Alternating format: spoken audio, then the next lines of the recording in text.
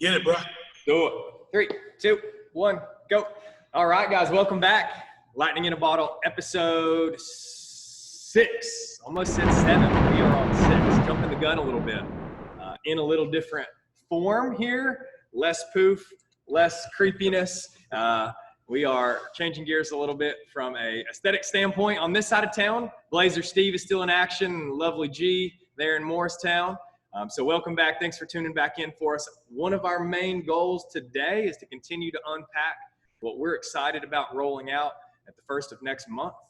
And that's going to be our 10X Your Nutrition. We're also going to field a few questions that came in, talk about last week's training and this week's training, and just continue to hopefully give more insight into our little pea brains that sit inside of our big heads. So with no further ado, Steve, we'll dive right in. So welcome, guys. Steve, G, good to see you. Let's talk. What's happening, dude? That's good. Then let's talk, all right? Well, Yeah, that's all I got, man. I need you to come right in. Okay, what do you want to talk about, bud? Let's Well, dive it's good into, to I see you guess, guys. our week so far. It is Friday here when this one's being recorded, so we're winding down another week. See additional momentum, and let's talk about training. So how's the body holding up from a good week of training post-Murph on Monday? My right knee, I think, is going to explode, but that's been kind of a long time coming. But it has nothing at all to do with the training. Murph, I went through half of, didn't do the full thing, so I don't feel the same as I did last year. Outside of that, I feel pretty good. The training hasn't done anything more to me than what I did to myself in the last few months. So that's where I'm at. yeah, we did Murph on Sunday in an effort to be a little more clear thinking and able to coach on Monday. So we have an extra day of recovery under our belt. The whole week was essentially spent recovering. I feel pretty good, excluding I fidget a lot, I've noticed, and now that the podcast is a reflection on my actual behavior, I've noticed how much I fidget. I will probably fidget even more today because Tristan and I yesterday went for a 20-mile bike ride, and our saddle bones are uninitiated to that kind of volume. So by the end, every little pea gravel I was hitting made me cringe. So if I shift around in my seat even more, I'll apologize. I'm not only on your nerves, I'm on my own nerves about how much I move. I didn't realize how restless I was all the time and always fidgeting. So, hi, I'm Galen. Thanks for talking, guys. Yeah, it's like This guy's poor saddle bones. My sits bones are all sats. My sits are sats. Oh, I know you're. But otherwise, everything's good. I'm looking forward to feeling normal next week and digging into some a little bit of a shift in our training and things like that. How are you guys feeling? I feel pretty good. Murph was, I think the way we split it up kind of helped me recover a little bit better. Wasn't such a Thor's hammer to the head and body. It was more of, hey, you get to rest a little bit. I walked most of the last mile, not going to lie. I was dying, especially coming off this diet, not being used to it. About 40 minutes in, I'm like, what is happening to me? But it was good. I felt decent the next day. I don't know. I didn't really get that sore like I did last year, it seems like. But I also didn't wear a vest this year either. I wasn't going to try to have a measuring contest and wear a vest and be like I'm a Billy Bad-A. But just skipped the vest this year. Coming off COVID, decided to be smart and paid off. Been a fun week of training. Done, I think, every day besides yesterday. So I missed the what was yesterday? Front squats. Yeah, so I missed the front squat day. I was just tired, not enough sleep, and lots of other stuff going on, like in the podcast that we released this morning to everyone for last week. So just tired and T-shirts and all that jazz. So I just decided to skip out, but feel pretty good. Nothing's really overly sore. That's about it. Feel good. Taryn? Yeah, just echoing what Jay said. I don't think we didn't have the ability to build ourselves up like we like to do at 10X for Murph. We normally go through a little mini Murph cycle to prepare for that kind of volume. So I erred on the side of caution too. No vest, the Cindy way, just trying to keep yourself moving. So fortunately enough, body held up really well. A little bit of soreness around the quads as a result of the air squats and pushing a little there. But mainly the soreness was in here the next day. And I think echo what you guys were telling us, a little bit of fog to wade through, coaching the next morning's classes. So mainly that, but training paired up with that was beautifully done. Nice little recovery, if you want to call it that, focus on the days to follow. So I feel great now. Squatting felt pretty good yesterday. A little heavy. Front rack position was a little heavy as we got up in weight, but today's fun too. Today was a good one. So if you're watching this today, it's Friday. So it was our first version, or our first way back to get into partner fashion. So what did we call it? The COVID partner workout at distance, or what was your phrasing? Socially distanced chipper fitness. Yeah, that was it. Socially distanced chipper fitness. And that was fun. It was pedal to the metal because there was recovery time built in, and it was fun to work with a partner. All movements right up my alley. Good week. Definitely a good week. Yeah, good one to get the heart rate up and not absolutely destroy you. It was really, really good. Liked it. So that's where we are. And in the spirit of that, thank you guys that are tuned in for buying in to our approach of Murph this year. I know a lot of people like to use that day and kind of go out on their shield, but we weren't prepared physically and maybe not even mentally for that. So that was the result of the situation we've been in, and that is the reason we broke it up the way we did. So thank you guys for buying into that, and thank you for joining in. We still had pretty good numbers here, as did Morristown. We filled up 2 classes and arranged, pre-scheduled workouts. So thank you for allowing us to pull the reins back a little bit for you. Yeah, it was, and just keep social distance and all that stuff in guidelines. And those 3-minute transitions in so people could wipe down everything, get out of the way, and then be on their merry way and run or do the Sydney rounds. But it was good. Had a good showing. How do you think morale things were there for you all? I'm sorry, I didn't hear you, Terry. How was morale and stuff there for you throughout Murph? It was good. We had a bunch of people, cobble together a PR Murph performance in the way that it was partitioned. I think it allowed for people to move a little quicker on the rounds of Cindy than they otherwise would have. Yeah. So a lot of people were all bright and cheery and excited. We had a lot of positive feedback because we were obviously trying to fly with clipped wings, but it worked out. We had a pretty good showing. And, I can't be any more pleased with the way it resulted from where we thought we would be at the beginning of May. We didn't think we'd be able to do it, period. Had a lot of good buy-in. People cooperated, even though they didn't particularly like it, and we appreciate that, certainly. And volume was still there, right? I mean, it's still, at the end of the day, if you did it all, 2 miles, 100, 200, 300, break it or not, or weave in some rest or not, you're still accumulating a good bit of volume of bodyweight movements. So definitely. How many people did you guys have? We had I think we had probably 55. We were knocking on the door of 60. Okay. Yeah, how many people did you guys have? Counting our 10:30 class, because we did one about, I guess we started about 10:30, invited some of the coaches and some random gym members who couldn't make it to the other classes that reached out to us. I'd say 50 plus as well. What do you think? Yeah, that's fair. Yeah. So not quite 60. We were probably 50 plus. So pretty well filled the sheets with the exception of a few, and then most people made it in, and then like you said, the kind of coaches work out afterwards. So. How many ripped hands did you see? Not many, actually. Yeah, not a ton. Maybe 2, maybe 3, something like that. Saw some blood blisters that didn't crack on open. Your hands definitely weren't prepared for that, and there was no way around that. Sure. So I only saw maybe 1 or 2. I'm pretty happy about that. Would you say we had a handful? A handful. Hand joke. Nice. Well, good. And it's good to hear that we were still able to get that done and still get a good week of training in. And we can spin towards now, if you guys would like to dig into more details about our 2020 post-COVID reach for the raft in the water of nutrition, which is our 10X Your Nutrition, with a spin-off of low carbohydrate and focusing more on a little carb reload day. So you guys heard us talk about it if you tuned into our last podcast. There's our train. Hold, please. Yeah, there's our train.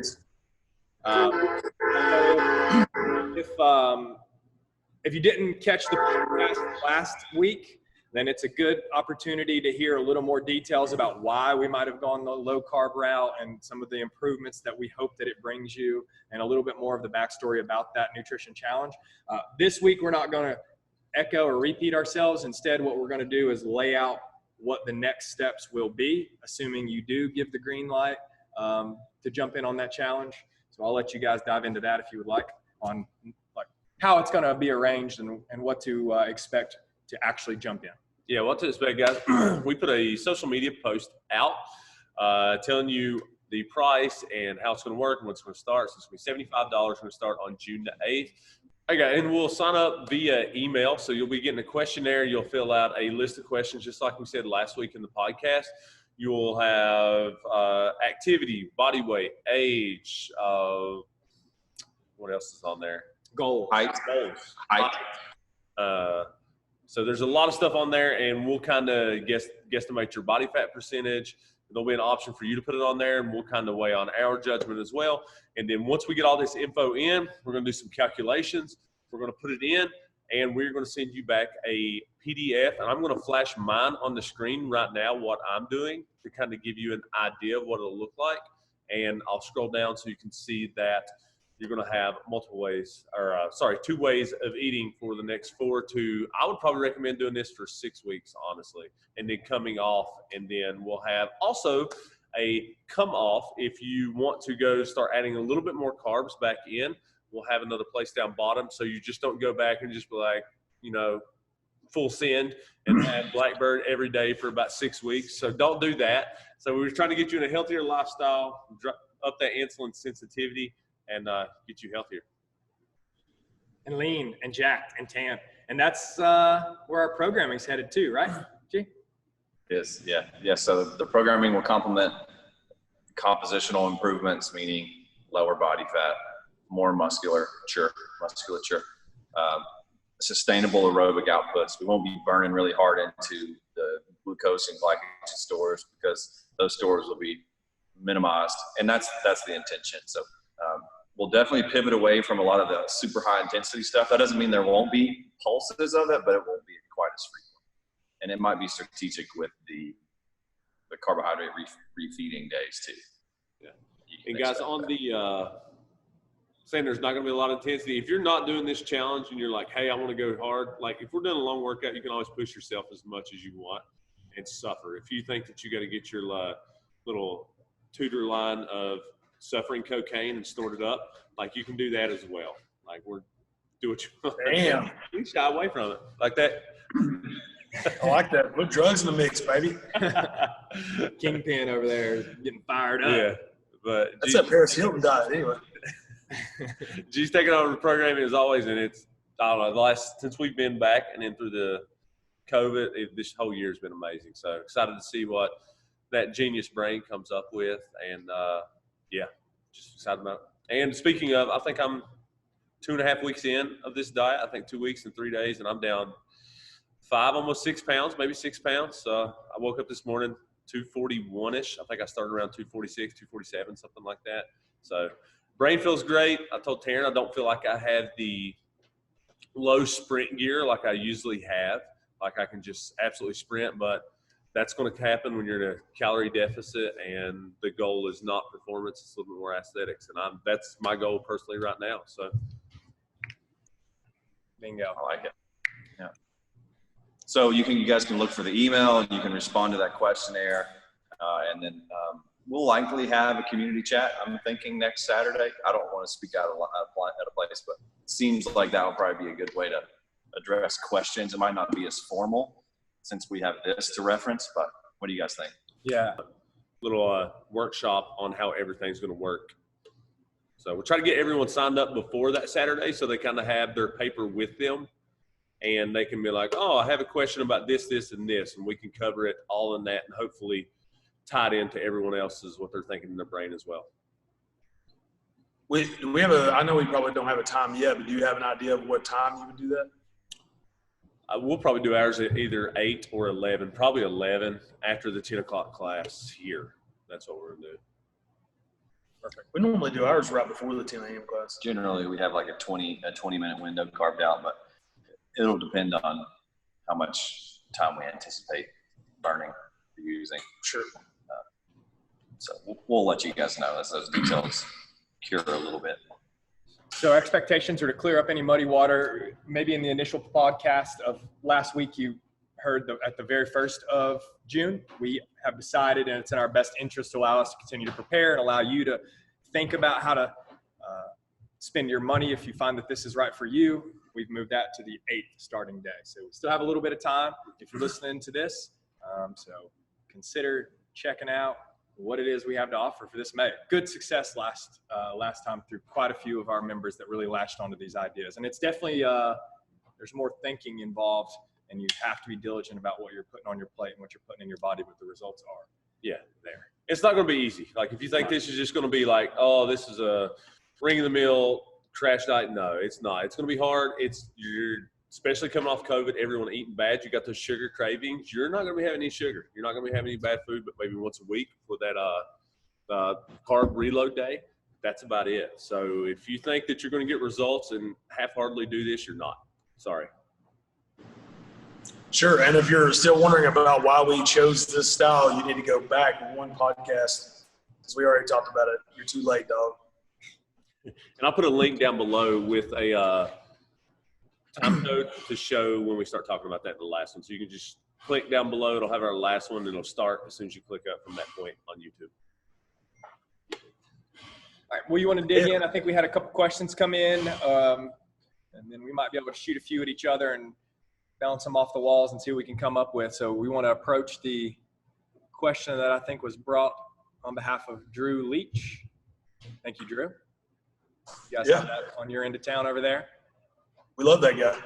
What was the question? Drew he sent an email commenting about how he appreciates our treating the gym business as an actual business and not a place to just kind of be meathead bros,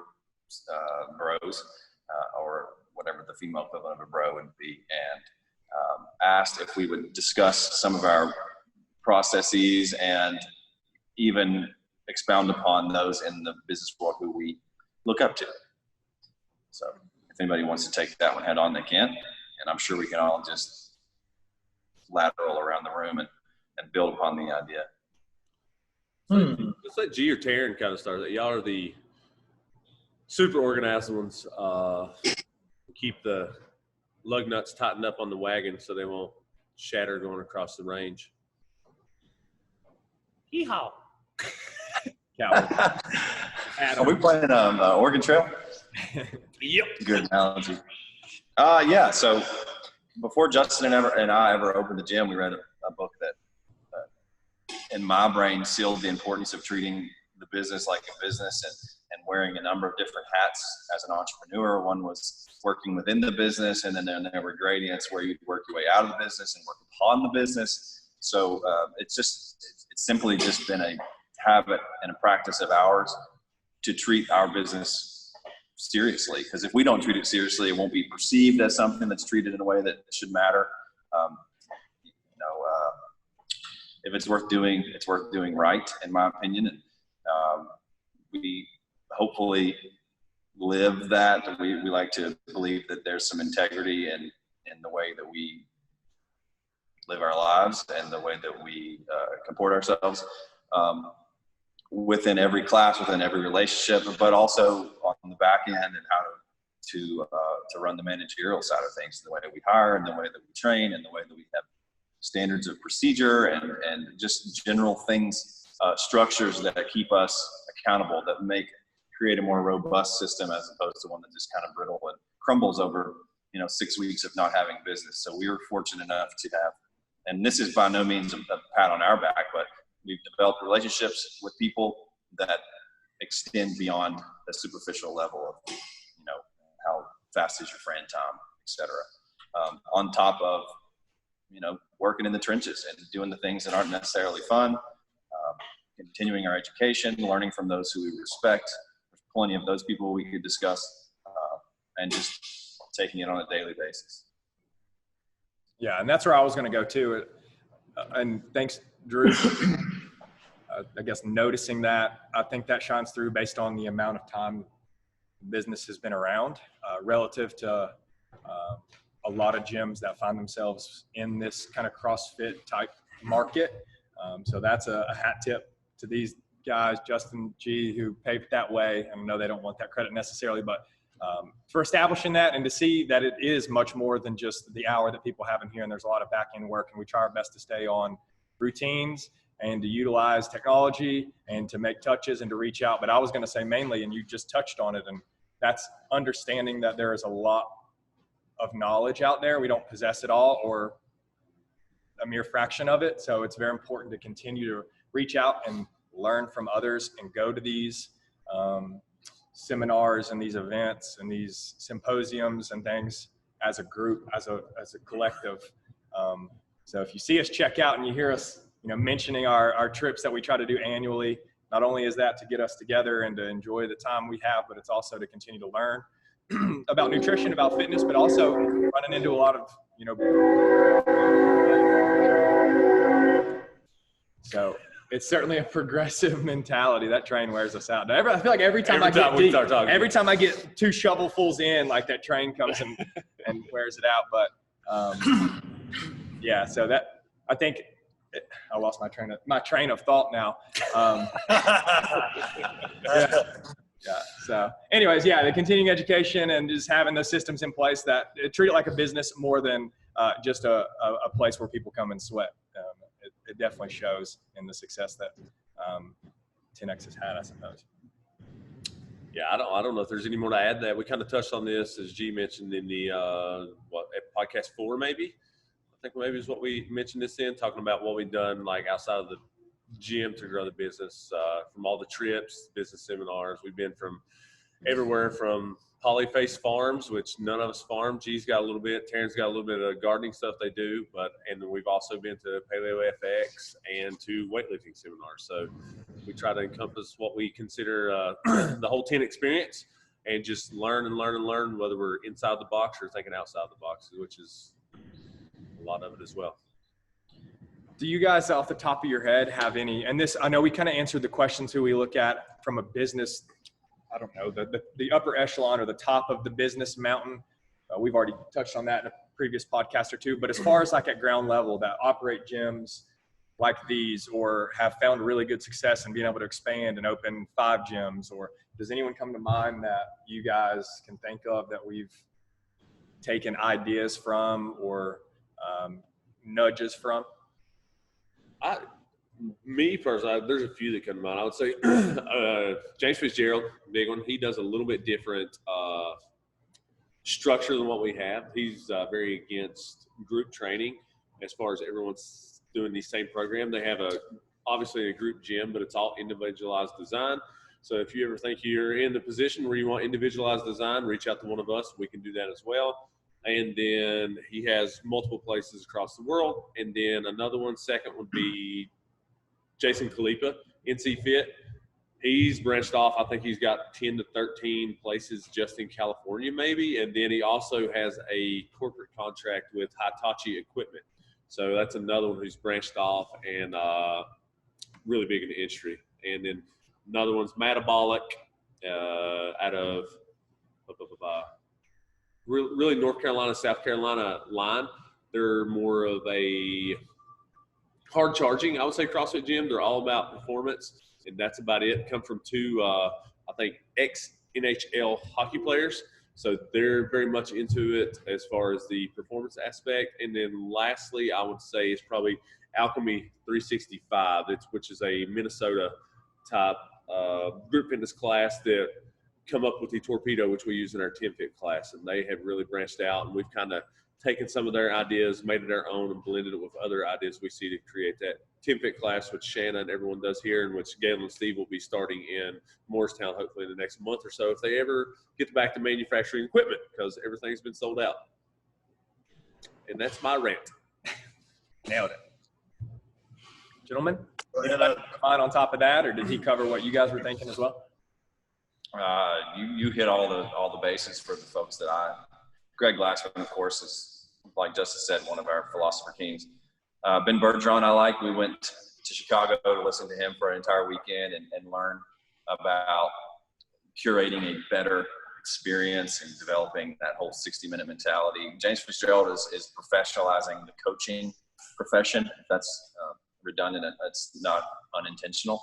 And he's probably my favorite, James Fitzgerald, but all of them are kind of this amalgamation of inspiration that have allowed us to see what coaching can be, what programming should be, what a gym experience should be, and start to chip away at the idea and our own little take on what truth, if you want to use that term, how we can better approach truth while we're working on wellness and fitness and things of that nature.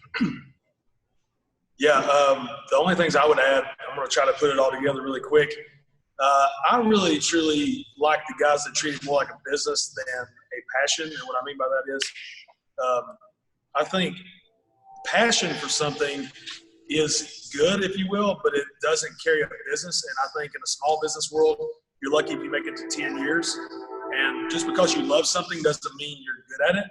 It doesn't mean you can run a business. And just because – got me this time.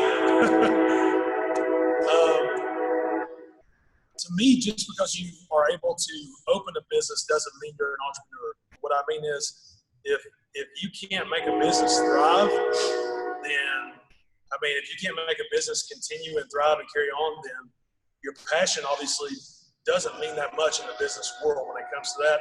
So to me, that's why I always kind of give this guy a pat on the back Justin too, because these guys have done a good job on the back end. Yes, people's hours are important that they're here, and we want to make sure that we convey that to them. But if it's not ran like a business, it won't make it. And the statistics show that 90% of businesses don't even make it past the third year, I think, or even the first year. So to me, I would say I like James Fitzgerald for that reason. I think he's more business oriented. As a matter of fact, he's backed out of the bigger picture. I don't even think he doesn't run that gym anymore that he started. Yeah, he's not the CEO. He's backed out. And he does more, I would say, consulting of different CEOs. And like Justin said, he's got gyms all around the world. Whereas Bergeron is more, I think, passionate about it. I think he's still a little more involved. And he's great. He's phenomenal. For whatever reason, I think he's a cyborg because he can handle it all.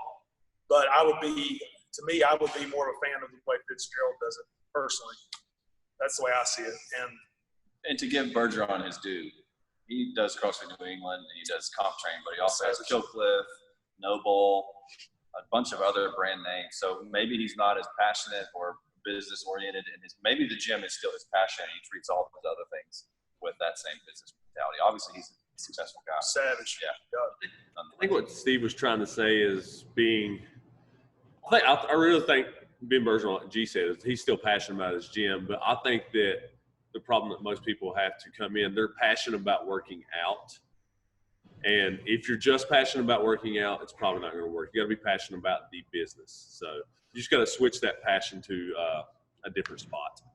Isn't that a unique concept? You always hear people talk about, they have a hobby for example, biking, creeper trail biking, and they love to do it. They do it every day and they never want to get away from it. And then they try to spin that passion, as Steve and Jay said, into I'm going to run a shop that now provides that for people, and realizes quickly that when you turn your passion into your work, then it maybe wasn't quite as sustainable, or maybe you start to lose the drive when it is your job. You hear people talk about it all the time, like doing what you love, and then what you love, then you no longer love what you're doing in one of those concepts. So, and an additional piece I wanted to add to that too, I feel like so much of what everyone has described and what us continuing our education and going out and creating and continuing to chisel away, as G said, our idea and what our model is and what we provide is just continue to have your pulse on just the evolution of the sport and what it is that people need and what it is that we're finding out that science shows that it's healthy for people.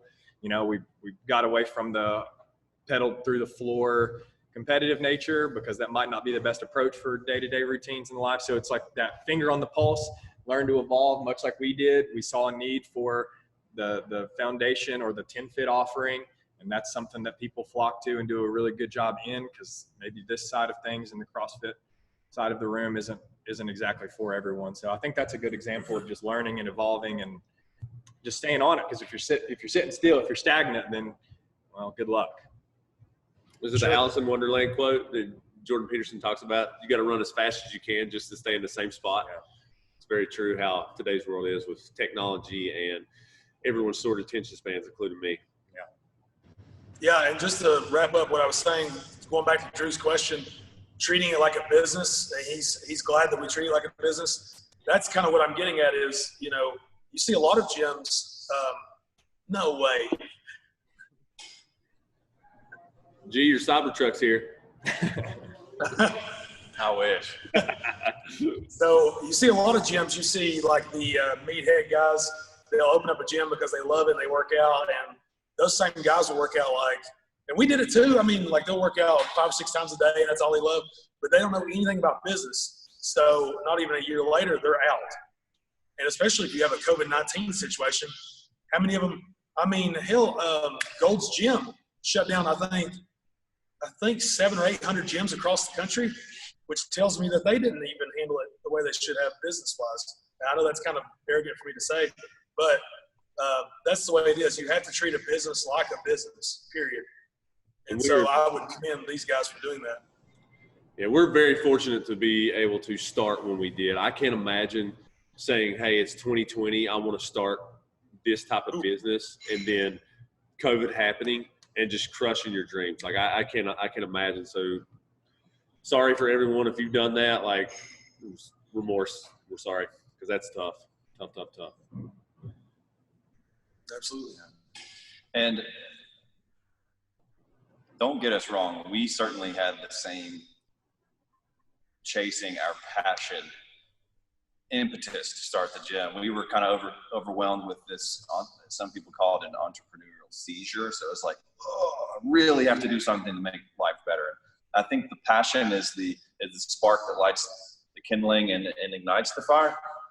And that certainly shouldn't imply that we did it all properly all the time, because we certainly haven't. It's through conversations with members and folks who have made it a little further down the road, who have gleaned some of their insights to us, and we're lucky enough to pick up a couple of kernels here and there. One of my favorite books is The Alchemist, and I wrote an article on this one time, but to make a longer story short, there's a kid looking for truth, looking for wisdom, looking to the key to happiness, and he's seeking out this king who supposedly possesses the key to happiness, but there's a big line that he has to wait in before he can speak with the king, and the king asks if he has explored around and looked at the grounds and the castle and all of the art.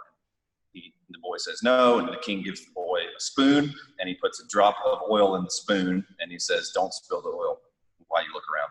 So the boy walks around looking only at the oil, and he comes back, he waits his turn in the line of the king, and the king says, did you see this piece of art? Did you see this landscape? Did you see all the animals? And the boy says, I saw nothing. I was looking only at the oil. And he says, okay, go again and pay attention. And this time the boy's looking around and kind of pleasure seeking, if you will, and he comes back and there's no oil in the spoon. And the lesson, of course, is finding a balance between too much pleasure and seeking bliss, and too much order and seeking and being a tyrant to yourself. And that's the key, kind of walking the razor's edge, where you can strike a balance between we're only here for passion or we're only here for profit, and marrying those two things together and hopefully marching forward.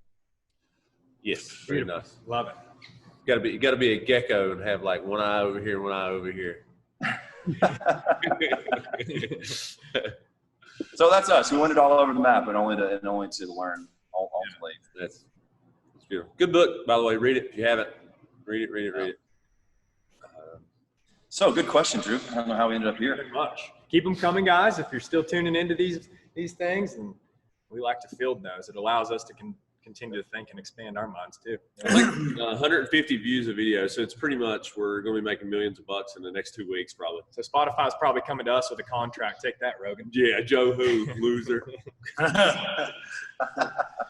So this past weekend, Memorial Day weekend, pre-Murph, Robin and I are going to go to Panther Creek Park. So I get online, my little cell phone, and I'm ordering up nice night at the Panther Creek State Park. Nice night. We take our camper van. We're going to go there, cook all this food, take Odin with us. G and Trista's going to come down. We're going to have a hike. We're going to have a really good time. We get up there, get set up, get my electricity plugged in, ready to go. Forget 14 things, have to go to Lowe's, get all that, normal trip. And Run-of-the-mill trip in the camper van. And guy that works at the park shows up. He's like, hey, man, can I see your reservations? Like, yeah, man, it's right here. I'm like, got it right there. He's like, bro, this is for next weekend. I'm like, What? Oh. So he's just like, Oh, I didn't even hear this. No, yeah, I was so embarrassed. I felt about this toss. Like, you're kidding me. He goes, yeah, see right here, it says purchase date, and then it shows May 30th. I'm like, no way. He's like, let me go talk. What in the hell? Dude, they are moving out there today. So this is no longer a gym; it's just a train station. So that's all this is. The only bright side I can find to this is it has to mean the economy is like Yeah. chug-a-lugging again, right? Yeah. It's picking up. That's it. I hope so. So he gets out there, and he's like, I gotta go talk to the park ranger. I was like, dude, if we need to leave, we can leave. We have all this food set out on the picnic table. Robin made probably 30 chicken thighs. One was a pesto covering, one was a homemade barbecue sauce covering. And I'm just like, I guess we'll cook this food and leave if something happens. And the park ranger comes back, and thank you, Panther Creek park ranger. I think his name was maybe Reese. I could be wrong. He was super nice, said he's going to talk to his supervisor, and we ended up getting to stay.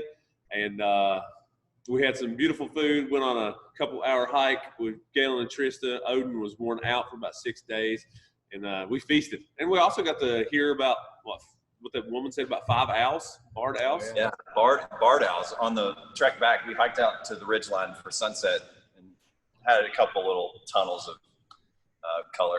But on the way back, the sun set, it was dark. We were using, flashlights. Justin had a headlamp. Robin and I kept hearing owls. We were like, you guys hear that? Justin and Trista were just chitter-chattering, and no one could hear. We finally spill out at Spoon Shelter, and I hear it again. It's like, what were the words? Who cooks for you? That's what they said it sounds like. Yeah. But anyways, these ladies had these big telescopic lenses. They were taking pictures of these barred owls that they called in, and it was the coolest thing, honestly. It was really neat. Did they use like a mouth owl call? I didn't see what they had. Yeah.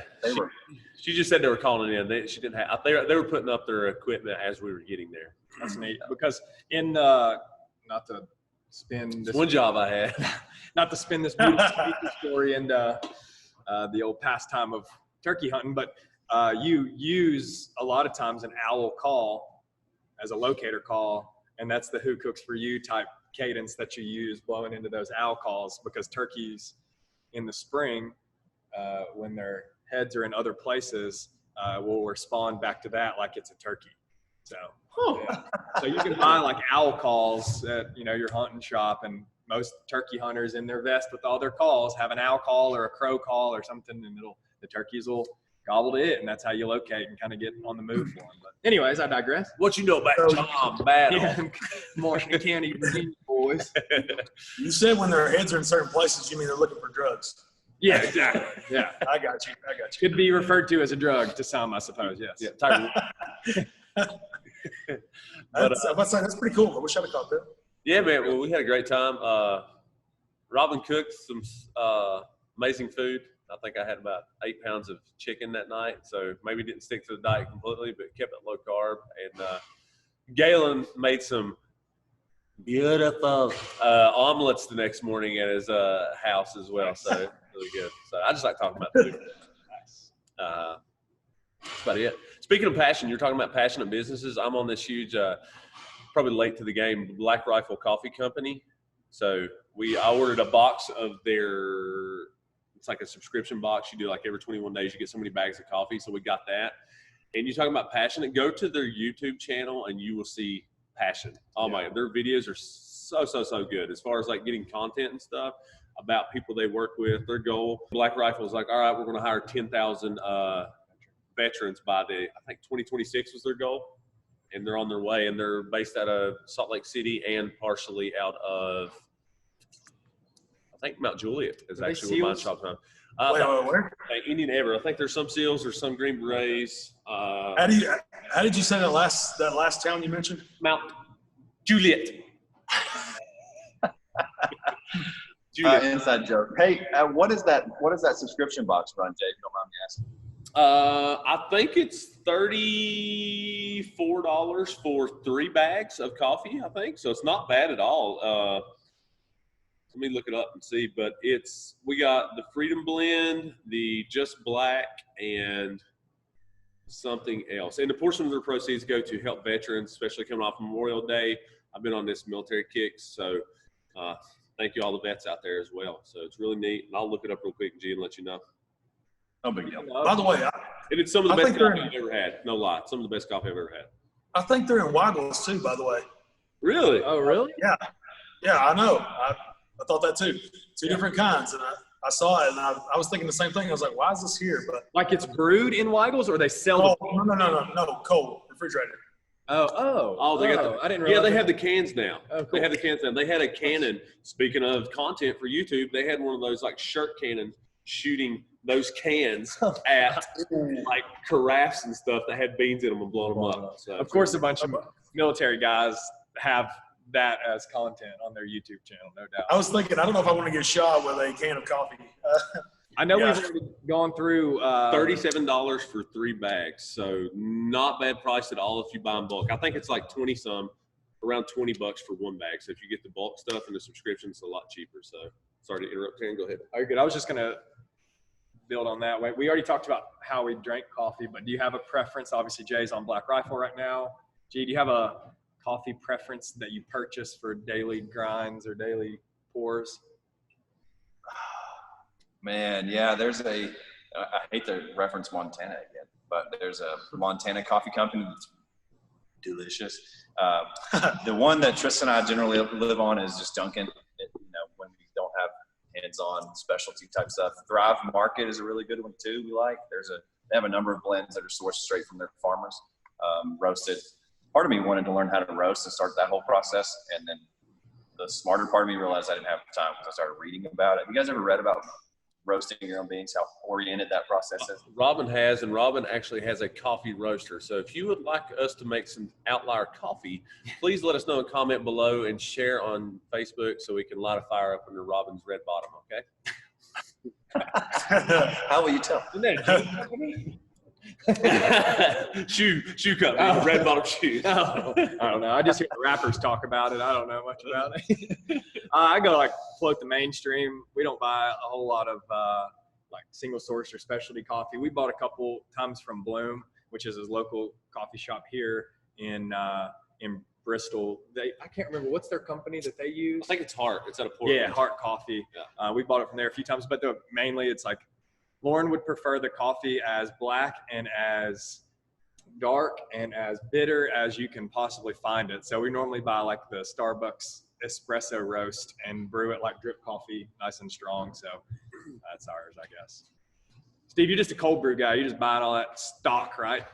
Yeah, I like that. I'm not a big coffee guy like you all are. Like, I just need something to wake me up. It don't really matter to me. I can drink As long as it's got caffeine in it.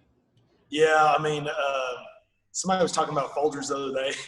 I mean, when's the last time you guys had a cup of Folgers coffee? Lauren and I used to buy the big like vacuum sealed tubs of the Folgers Black Silk Oh my back in our Fate Rankin days. So easy. Watch your step. My grandmother. No, that's what I was just gonna say. Somebody offered me that. I was like, I don't care. Y'all drink it, whatever. I'm a firm believer in that your environment has full control over your enjoyment of coffee. When Randy and I were in Patagonia, you just assume South America roasted coffee beans, the freshest of the fresh, was the furthest thing from the truth. Every cup of coffee that we had was literally Nescafe. Open it, pour it into the water, stir it up, and it was still good. Still good. We did end up at one place, I don't remember the name of the city, where it was walls of espresso makers and nice coffee brew, and it was so good. I think we had like three cups of coffee, and they're like $4 a cup. We're like, keep them coming. And we had a sandwich that was literally the size of Steve's head. So it's one of those memories that you'll never forget. It was like the beacon in the darkness of Patagonia with really good coffee. That's weird how I remember only coffee stuff. There's one in Ingles called Key2. It has MCT oil in it. It is the shit. It's good stuff. And they make it in espresso, and then they make it in just regular. I'll buy it at room. They have it at room temperature. It's not cold or hot. Still love it. Now, if you drink 2 of them, you'll get it down to your fighting weight. But is the 2 an indication of what it will leave you with? oh, that's right. Yeah, I'll have 2 for number 2. I didn't hear you. Did you say you'll get down to your fighting weight? Yes, So it'll get the conveyor belt running? Is that what you're saying? that's right. Yes, that's correct. 2 for number 2. Yeah, so shout out to all you coffee companies. If you want to sponsor us, we'll take any of your money. Yeah. All right, or your product. We get up to 200 Yes. people watching, we may get a sponsorship. Well, do you guys have any more rapid fires or anything else you want to Yeah, hit We here? actually have time too. Jay, you going? Steve has some. Or Go ahead, Jay Steve. may. hit Jay, it. going? Okay. This one's kind of a broad topic. Do you want to keep them short, or do you want to go for broke? We got about 20 minutes, so whatever. Okay. First one, kind of like I said, kind of a tough subject. Do you feel like gyms are in trouble after this virus thing? Also, what do you think the world will look like from here on? Well, we'll catch you next time on the episode of Lightning in a Bottle. I know that's a big one, right? Gyms, one depends on state. I think what state you're in. It seems if you're in a blue state, you're going to have a lot harder time. If you're in a red state, I think they're a little bit more lenient. We're getting to do it more, especially 100 feet across the border from us. It looks like a completely different place. It's unreal. But I think that's one variable. And two is how long you've been open and have you been smart and put some money aside for a rainy day to take care of yourself. And if you haven't, you're going to have problems as well. What is it? Short term's nice, but long term is what keeps you alive. So if you have that nice nest egg to where you're like, all right, we can survive this many months. Pandemic comes through. I'm gonna start saying that. You'll be all right. What else? Everyone's good. Everyone's I lost my toes. No, I'm kidding. But yeah, I think just kind of depends on what you are. If you tried to open one this year, we're sorry, because that's a tough hit to take off. And I'll just wait and we'll field that question. The second question afterwards. I hesitate to say in trouble. I'm basing it on nothing more than what I can see 10 feet in front of me, which happens to be our momentum pickup since we've gotten the green light to open our doors back up. People are hungry to work out, yeah, by the way. there's definitely people that have still been heavily weighted down by the fear of the impact for our region, whether it's been a little bit slower than other parts of the country, which we've talked about and most people understand. But just basing it on our 3 weeks and a couple of days now being back open and seeing not only people that had to step away, step back into the gym, but also seeing the new growth, especially in our 10 Fit that we mentioned last week. I think maybe that's people reaching for something to grab a hold of and get out of the house, and maybe coming to realize, or at least hearing the news, or it being the aha moment that if I'm healthier, more lean, have better blood markers, then I'm not impacted by things like this nearly as much. That's not in all cases. We obviously understand that there's some, gray area for some healthy folks that contracted it and were beat up by it. But for the most part, you're not seeing a lot of healthy people taking it too hard on the chin. So from what I can see, I would say no, but that's hard to say. And I'm sure it comes down to region of the country and location. That's a big, broad question. I think if you're looking at the world through the device you hold in your hand, I think it's horrifying. I think if you look at the world through these two lenses, that if you have them and they work, I think it's much less terrifying. Like Justin said, you got to prepare for lean times.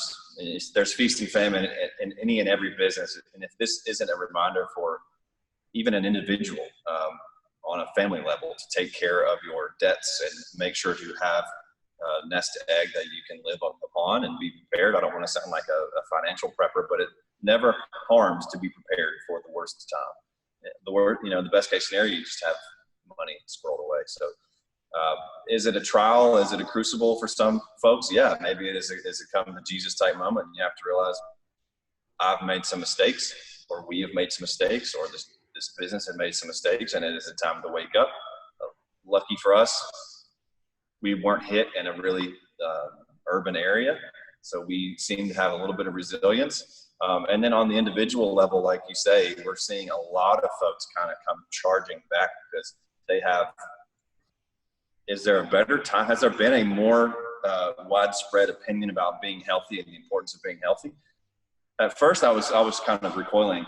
Back in early March, I thought, oh, this could be really bad. But then the more I thought about it, the more discussions we had with each other, it was more of an opportunity. So everything's an opportunity to learn. This is an opportunity for all of us to learn about truly the value of taking care of yourself and providing this insurance or this insulation between the sickness and wellness, and then fitness is even further away. So we preach on that with that CrossFit Continuum thing that we've discussed before.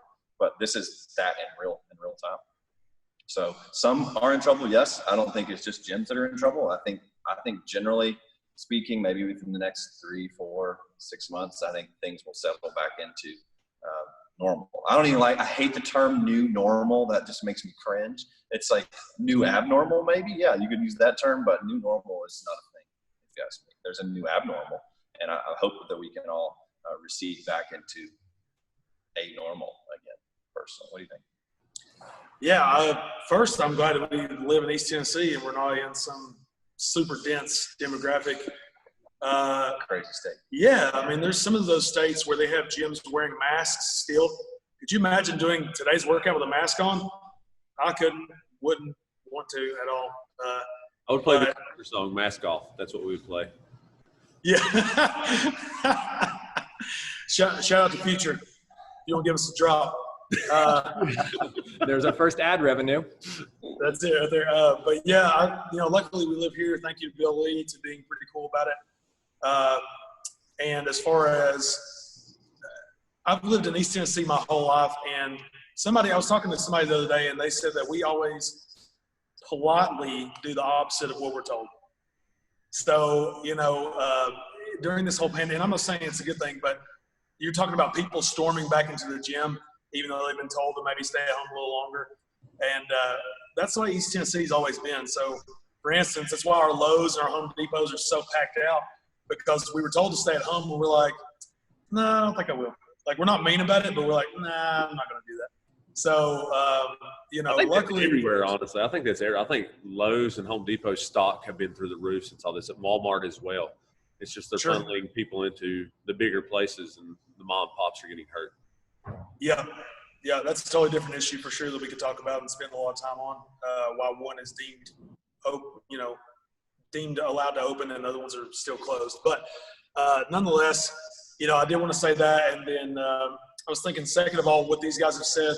It comes back to what I was talking about. If you got somebody that's super passionate but not watching the books, they're gone. If they open this year, they're probably gone. That was just timing. Sorry.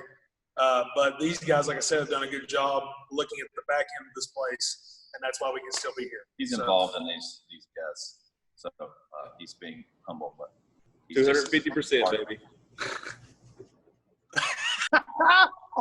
I love you, man. You soon? Red bottom shoes, dog. Yeah, that's red bottom breeches, actually. That's my 2 cents on it. So yes, luckily we're in a good place. And second of all, like I said, thankfully we've done the right things to stay afloat. So that's it.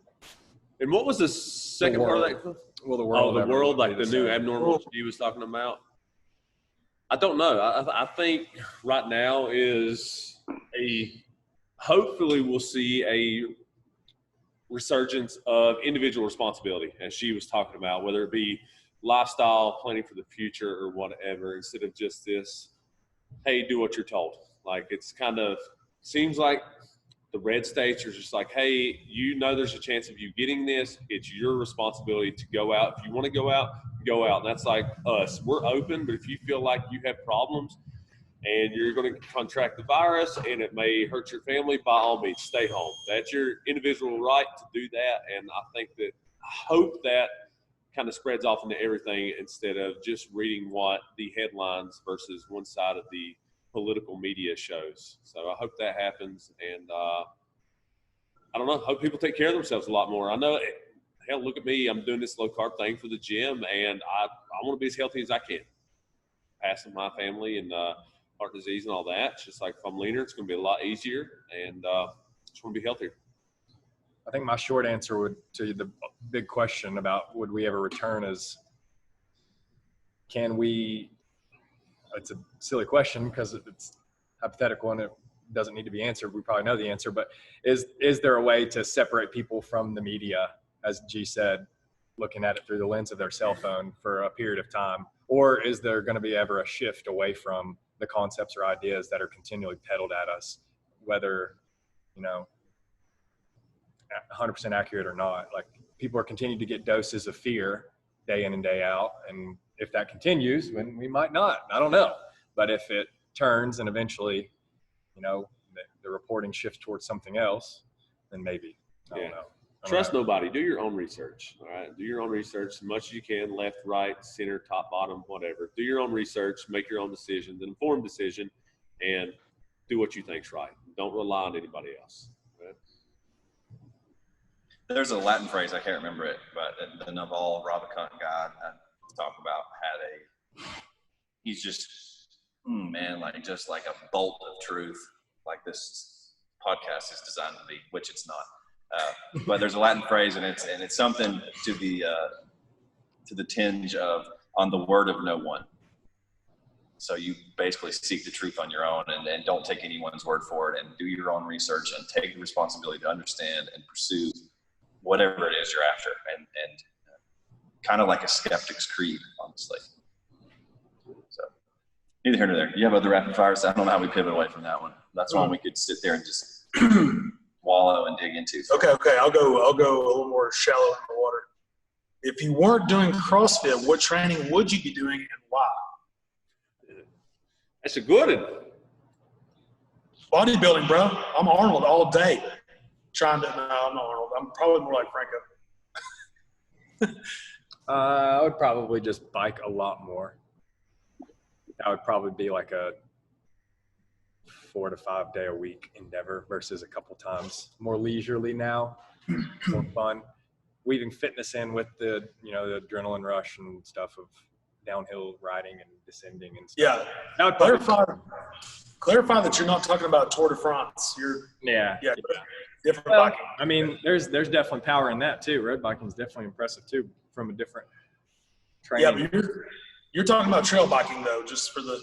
Yeah, for the record, mountain biking. I do not own a road bike. Nothing against it, but I do not own it. Yeah, whatever. Are we talking like pre-finding CrossFit working out, or are we talking about right now we had to stop CrossFit and we had this? Right now, everything you know. Okay, I would probably be doing some sort of power snatching Monday, Wednesday, and Friday, and on Tuesday and Thursday, and hopefully at the lake every Saturday. That'd be my fitness probably. Okay. Oh man, it's hard to say.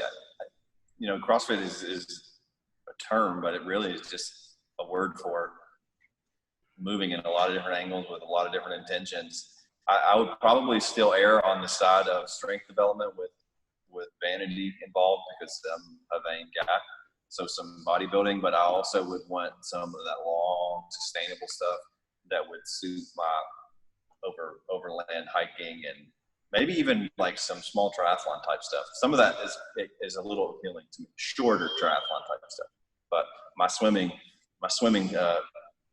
gills aren't what they used to be. Stink like a rock. Okay. How about CrossFit? Like, I would probably follow Dr. if that was it. Like, if it's just like my old goal is overall health with a little bit more, like as G said, strength bias thrown in. It's just fun. Yeah. I don't know. I think for me, I think I would mostly lean towards bodybuilding, but some of the other stuff is kind of cool. Like that David Goggins thing where they just go at it for like so many hours, and it's kind of cool.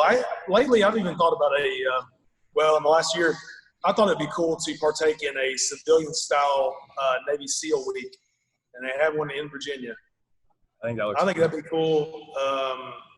It's also insane and kind of stupid and masochist, but whatever. I think that's the appeal of CrossFit, that mental sharpening, what you're talking about, like doing that hard work. Then when you're finished, you can look back and just be like, wow, I did that. I think that's kind of COVID right now, honestly. Like it lays into, hey, you're being tested. You came through. You're all right. Good job. Move on to the next challenge. Sure. All right. Favorite subject in school? I'm trying to get more and more shallow here. Go ahead. I know. I'm gonna. How about you guess everyone's favorite, Steve? Then we tell you. How about that? I don't know. This guy would be good in an English setting. In my opinion, he should be writing more, personally. But maybe science. I don't know. Correct. Woo! Nailed it. Ugh. Especially when I was younger. As I aged out, I didn't think it was cool to have any interest in academics. But again, I say that I think he should take a stint in English somewhere. Maybe, I don't know about being a teacher or professor somewhere doing something like that. I do think that. But nonetheless, Taryn, I would think, would be in the same boat for the environmental part somewhere, maybe in science. I could be wrong. I don't know. Jay, you Math. My guess is math. for Jay? It could be math, but something socially. Or history. I'm thinking some or that, yeah. What was Probably. the second thing you said, G? History would be my first guess. First, math for sure. Math. That was my first guess. It wasn't technically the first thing out of his mouth. He said math. Yeah, definitely numbers and having a distinct end goal. You know what it's going to be instead of where writing and literature can go 14 different ways. It's like if you got a formula, you know exactly what you're going to get. I like that. Taryn? Taryn, what was yours? Mine started as history, and then over time, probably closer towards high school, and then obviously in college, faded towards sciences, like environmental science, stuff of that nature. Yeah. Recess. I had some really good math teachers. I think that's why I liked it too. I think kind of That's what I was going to say. Is there a teacher that comes to your all's minds that made that spark a reality? Like there was for me, and mine was in college. there was Mr. Knowles, you'll never hear this podcast, but if you ever did, thank you. Thank you for the history. He would tell stories about history with no book. He'd never looked at books. He didn't have to. He already knew it. And he would get excited like a little kid at Christmas. And it was just infectious. Like it was awesome.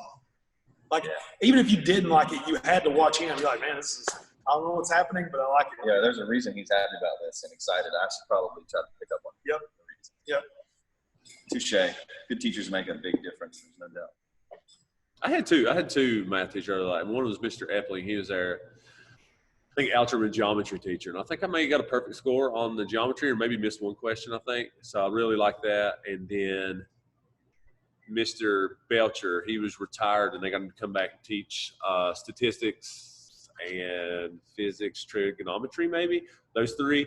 And like he talked in third person, he would take peeps for bribes. He'd be like, "You want 5 points on your grade? Bring me 2 boxes of peeps." So I'm like, "All right, Mom, I'm gonna get some peeps." Free to eat them all year. That's hilarious. He did not care, but same thing, Steve. Like he'd be like, "All right, lesson plan says this. We're gonna switch it up." He taught my dad, if that tells you anything. And he's like, taught you "This is economics." the best way to go about this. We're scratching the book. We're gonna learn it this way."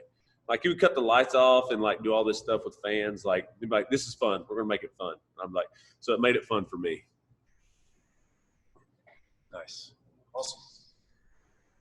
Okay. Somebody asked me this question this morning, and I thought, well, that'd be a good one with that. You have a time machine. You can spend 30 minutes wherever it is you're headed. Where do you punch in? You know, you close the doors of the DeLorean, and the flux capacitor is right. Where do you go? Good Lord. And it doesn't necessarily have to be back in time. It could be either direction. Man. God. Yeah, good Lord. I'm going to guess for Steve. Steve's going to say he's going to go to the future, look at stock prices, then come back and then do that. Thank you. I was going to say maybe the development of Microsoft, if I could just be in the room.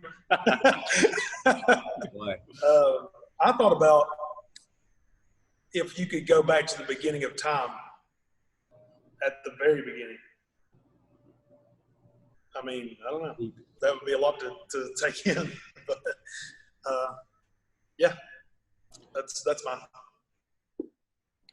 I don't know about if I could only spend 30 minutes. I don't know. I would obviously have to think about an event that I would like to have been a part of or seen. But if I could use the time, if I'm spinning off of this question, like I'll just use that time machine for a long period of time and go back to what I and maybe what G sees as like romantic times of like homesteading type, like colony living where you have a job that is some type of manual labor more than likely, and that's your job and you bring it to the table, and that kind of living. If I could spend a long period of time, if I had to choose a time to live in, I guess. But that's romantic to us because we've had it, we haven't had it. We've had everything quite the opposite of that. So that might've been tough back then. I can't think of 30 minutes would be hard. I would have to pick some type of cool event that happened to be a part of. I'm going to the first Woodstock for 30 minutes.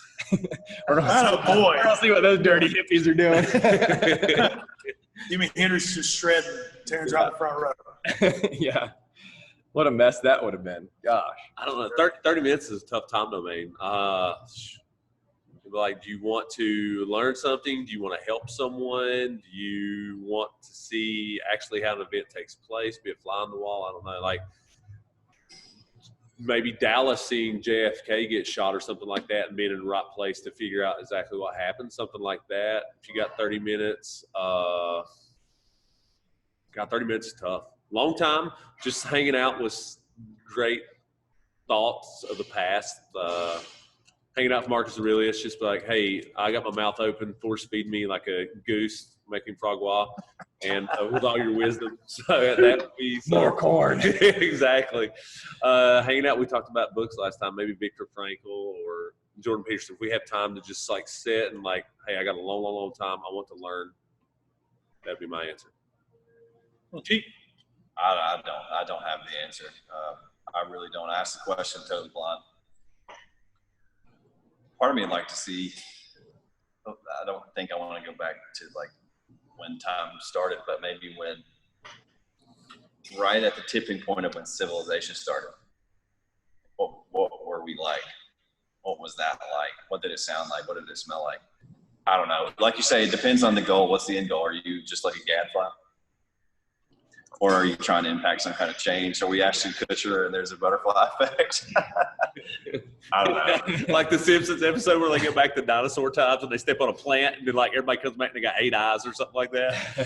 That's funny. Yeah. Oh man, that's tough. Or maybe like save Lincoln. Like you said, JFK, maybe you can save Lincoln, see what would happen there. Yeah.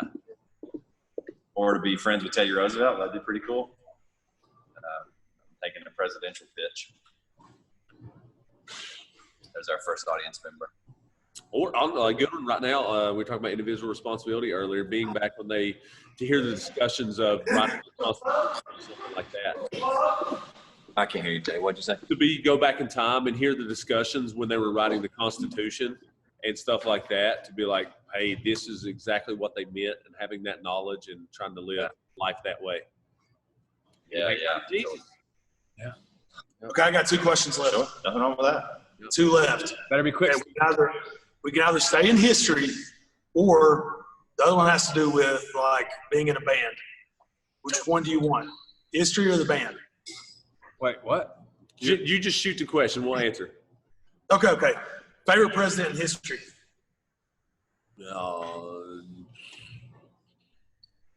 Lincoln or Roosevelt, I'd say one of those two.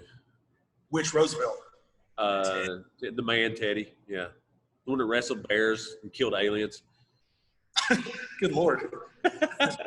Yeah. Speaking of that, did you notice that the Pentagon let videos out of UFOs and no one said a word? Did you see that? Yeah, I saw it. Yeah. No one even talked about it. That footage has been out and about for a while, right? That was just an official release. I mean, I would rather talk about the it. guy on that, like, was a part of the footage, right? The naval. pilot. Well, I mean, it just seemed like we're in the middle of this COVID thing, and everybody's like, no, let's talk about COVID. We're not going to talk about aliens being – I would rather talk about the aliens, personally. Have you seen the footage? A little bit of it. Crazy. Okay, sorry, carry on. Yeah, it's crazy. I said history. That was one of my favorite subjects when I was young. Maybe I wasn't taking it in the way I thought I should to understand what president would be best for me. Clinton. I think that, I don't know, my mind goes right to the idea that post independence and fighting for that, like Washington and his ability to turn down the offering of you can sit on top of the king's chair if you would like that's pretty admirable. So yeah, I think that's pretty cool. We'll say him. I'm sure he had to be a pretty tough guy, pretty good leader to take it to the British like that. So There he Sure. is. Washington. How's that? Beautiful. I like it. He's on my $1 bill, bro. I got too many of those and not enough Benjamins. No thanks to my recent He purchase. wasn't even the president. Yeah, probably Lincoln for me. I like Jefferson. I like Teddy. It's hard to say any of those are bad choices. You respect what they did more than the man individually, particularly like with Jefferson and his slavery.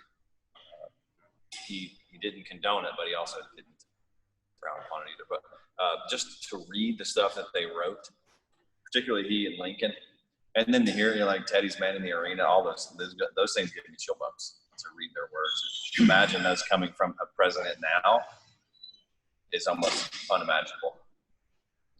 Yeah. Eloquence. The eloquence is really what pulls me in. I guess I should say that. That would probably be Lincoln of all of them. That's tough.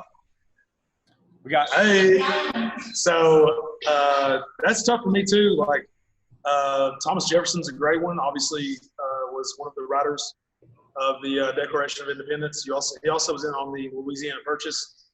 I like him. I definitely love Teddy Roosevelt because he was a man's man all day. Also And, was largely responsible for national parks. correct. Lincoln signed the first one though. Did you know that? Yosemite was Lincoln. You know that. I like Lincoln, obviously. I liked him as well. My favorite used to be FDR. I used to like the other Roosevelt because, I mean, he was good enough to be in for 3 or 4 terms. And he did quite a bit too. What was his line? Oh, was it, as Teddy said that, right? Was it Teddy or Yeah, I Frank? think it was Teddy. Who said speak softly and carry a big very stick? big stick, yeah. Teddy, right? It is Roosevelt, I Teddy. think. He was a trust buster. That's why I said that. And then FDR would say, the only thing you have to fear is fear itself. Yeah, and but my favorite lately has probably been JFK because I think he stood up for what was right, and I think that's why he died. He stared it right in the face, didn't he? Correct. I was thinking that when I was talking about this. There's been no speech since him speaking that like clicks in my head. There's nothing else since him. That is. Sure. Yeah. Okay, last question. You ready? Go. Then we got to go. All right. Hang on. If you could be the lead singer of any band or group, who would it be? Go for it. In any genre. Lead singer of any band or group and like actually have a good voice, or we're just out there butchering their music. No, you got a great voice. Wherever you went, you got a great voice. Oh gosh. I mean, as soon as you open your mouth, man, just groupies left and right. I don't want to have to hold the standard too high, and I feel like I can continue to make the same audible sounds and still produce music and get popular. So let's go Nickelback. Oh my God. Karen's thinking about that money. I gotta carry one tune, sounds the same. You know, I get picked on by people, but I'm still rich. It's fine. Nickelback. How you remind me. Yeah. Oh God, one band I can sing for. Like I'm afraid to hurt my band's feelings. I'm gonna say Alexis on Fire, just because they have the guy that screams, and they also have Dallas Green, who has the clean vocals, also lead singer of City and Color. But I'll say them quickly. Taryn actually took mine. I was going to try to be a hero and try to say, Gotcha. I got You can still be Enrique Iglesias, right? He's got that hero. What about Milli Vanilli? Oh, son. That way I don't What about actually have singing? to, That doesn't I don't count. have to actually sing. He's up on stage and like the track just goes off a little bit. For me, dude, it's the Stones all day. Either the Stones or Metallica. If I'm the front man of any band, yes, all day. Sure. And on that note, I think we must respectfully sign off. Gentlemen, it's been real. Take us out, G. I like it. Take us out. G, you got it. Until next time, partner. Yeah, buddy. Have a good one. Signing off. Lightning in a bottle. Y'all have a great day. Bye, guys. See you guys.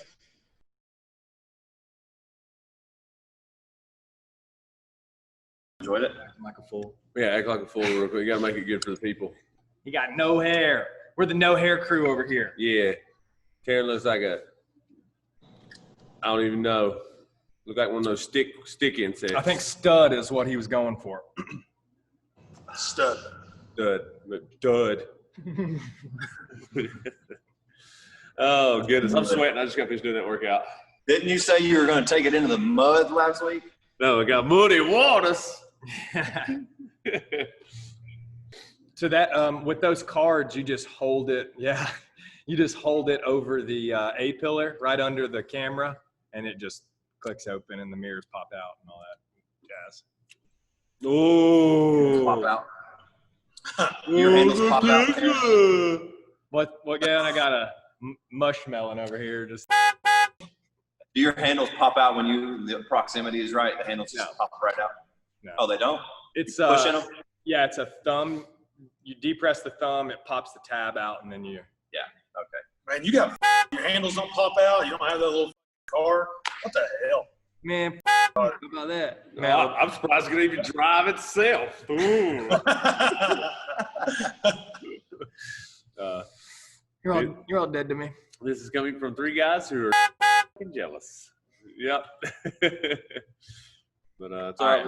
Tesla truck. Jealous but excited for you. Yeah, you'll be able to drive your truck up on the hood of my car. That way we'll save gas. So we'll just park on it and you'll drive under it. Right? You'll save charge. I'll just drive your truck around. Or I'll load my car up in the back of y'all's truck. That's hilarious. Yeah, sleep on them, those guys. Those guys? No, don't it freak you out? Yeah, I hate it. I hate watching these things because I fidget so damn much. I get on my own nerves that I fidget so much. I don't sit still at any time. I'm always doing something. My goal today is to be more like this. Wait till you see us on the news and Taryn talking to me just standing there like. Have you done the workout today, G? No, I don't think I'll train today. I'm so broken in here. Oh, Jesus. You said How is it? I can't wait to put that in there. In where? Hock that thing back up there again, bub. My God. Bow, chicka, wow, wow. It's all right. What's wrong? Are you just sore or what, G? Well, we Actually, save that for podcast. Yeah, okay, that'd be a good starting point. We can talk about the workouts and then pull into the nutrition challenge. We can talk about your anus. Dude, I like how my COVID-19 mask doubles as an easy way for me to rob places. That's what A way for you like. to I said I love how my COVID-19 mask kind of doubles as a way for me to wear a ski mask and rob people. That's it. I like that. That's so funny that around Halloween time, it's illegal or whatever for people over a certain age to cover their face in normal times. Now you don't know anything on someone's mask. Anyways, you want me to tee this thing up?